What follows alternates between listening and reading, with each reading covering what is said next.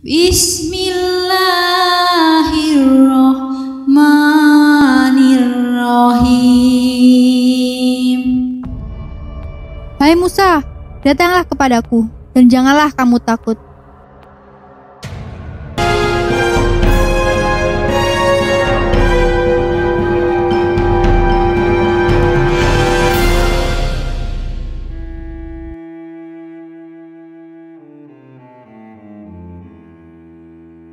Kisah Nabi Musa diangkat sebagai Rasul.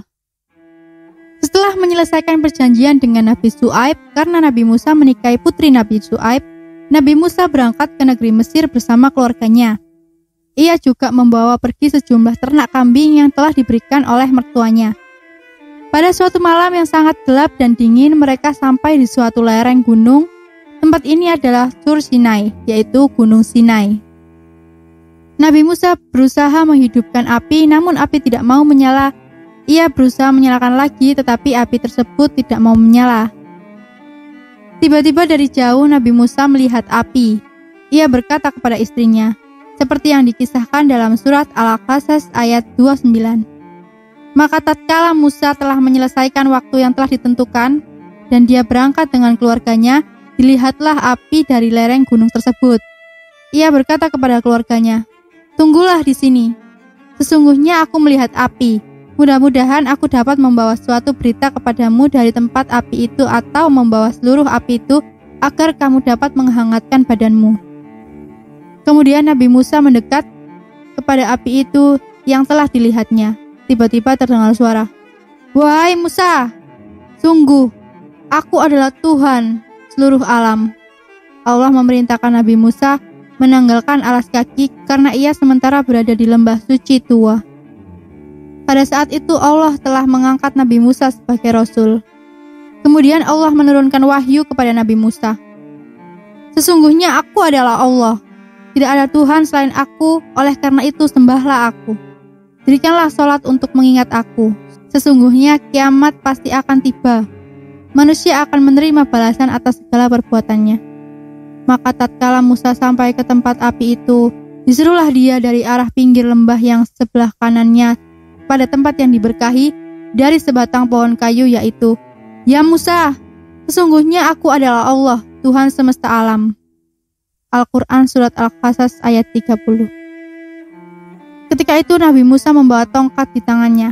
Allah memerintahkan Nabi Musa melemparkan tongkatnya.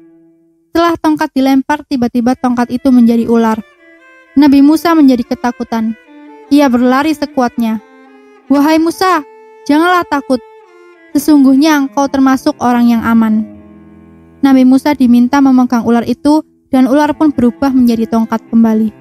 Kejadian ini dikisahkan di dalam Al-Quran Surat Al-Qasas ayat 31. "Dan lemparkanlah tongkatmu." Maka tatkala tongkat itu menjadi ular, dan Musa melihatnya bergerak-gerak seolah-olah dia seekor ular yang gesit. Larilah ia berbalik ke belakang tanpa menoleh. Kemudian Musa diseru, "Hai Musa, datanglah kepadaku, dan janganlah kamu takut. Sesungguhnya kamu termasuk orang-orang yang aman." Allah berfirman, "Masukkan tanganmu di dalam ketiakmu.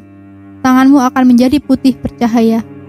Apabila kamu ketakutan, dekatkanlah tanganmu ke dadamu. Pergilah kamu menghadapi Fir'aun dan pengikutnya. Masukkanlah tanganmu ke leher bajumu. Niscaya ia keluar putih, tidak bercacat, bukan karena penyakit, dan dekapkanlah kedua tanganmu ke dada. Bila ketakutan, maka yang demikian itu adalah mukjizat dari Tuhanmu, yang akan kamu hadapkan kepada Fir'aun dan pembesar-pembesarnya.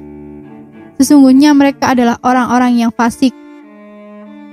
Nabi Musa diperintahkan untuk menyadarkan Fir'aun dan pengikutnya yang tidak mempercayai adanya Allah Subhanahu wa Ta'ala. Oleh karena itu, Allah memberikan mukjizat-mukjizat itu kepada Nabi Musa sebagai bukti adanya kekuasaan Allah. Kemudian Nabi Musa kembali kepada istrinya dan menceritakan semua kejadian dan peristiwa yang telah dialaminya. Istri beliau hanya mendengar dan terdiam-diam heran. Akhirnya mereka meneruskan perjalanannya menuju ke istana kerajaan Fir'aun. Sebelum berangkat menemui Raja Fir'aun, Nabi Musa memohon kepada Allah agar Nabi Harun dapat menemaninya. Nabi Harun adalah saudara sepupu Nabi Musa yang diberikan kelebihan oleh Allah, kepandaian dalam berbicara, dan memiliki ketegasan karena Nabi Harun hidup di lingkungan penduduk Mesir, sehingga ia sangat fasih dalam berbicara berbahasa Mesir. Nabi Harun dijadikan nabi atas permohonan Nabi Musa kepada Allah Subhanahu wa Ta'ala. Terima kasih sudah menonton video kisah Nabi Musa dijadikan Rasul. Banyak sikap teladan yang dapat diambil dari cerita ini, seperti kita harus percaya kepada Allah Subhanahu wa Ta'ala. Semoga kalian suka video ini dan komentar di bawah jika ingin dibawakan cerita apa selanjutnya. Jumpa lagi, wassalamualaikum warahmatullahi wabarakatuh.